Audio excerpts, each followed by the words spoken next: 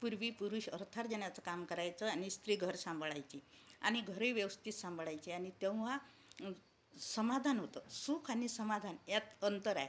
आज सुख खूप आलं पण मानसिक समाधान काहीच नाही. सुख म्हणजे घरात सगळे चैनीच्या वस्तू असणं. कारण आज सकाळपासून जो खर्च सुरू होतो घरात दात घासण्यापासून, आमच्या वेळेस कसं राखुंडी असायची, नाही तर कोळशानं घासायचं, नाही तर लिंबाची काळी वगैरे. आता सकाळपासून खर्च सुरू होतो, त्यामुळे स्त्री ही घराबाहेर अर्थार्जनासाठी पडली आणि ती चांगली गोष्ट आहे, ती स्वावलंबी झाली. पूर्वी कसं होतं, मोठ्या बहीण भावाचे कपडे लहान बहीण भाऊ घालायचे, मोठ्याचं दप्तर लहान वापरायचे. आज चैनीच्या घरात सगळ्या वस्तू आल्या, म्हणजे पाटावर म्हणता जाऊन मिक्सर आलं, कपड्यांची मशीन आली, सर्व काही झालं. पण त्यात सुख आहे, समाधान नाही. म्हणून स्त्री घराबाहेर पडली, कमवती झाली, खूप चांगली गोष्ट आहे. पण एक गोष्ट मात्र आहे की जी स्त्री अर्थार्जन करते तिला जास्त व्हॅल्यू आहे आणि घरकाम करणारीला नाही. कारण की ती पैसा कमावते.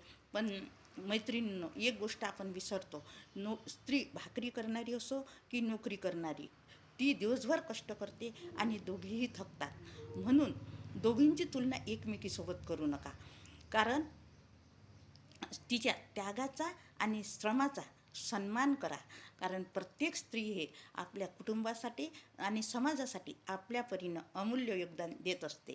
आवडल्यास लाईक, शेअर, सबस्क्राईब करून कॉमेंटमध्ये मला जरूर सांगा.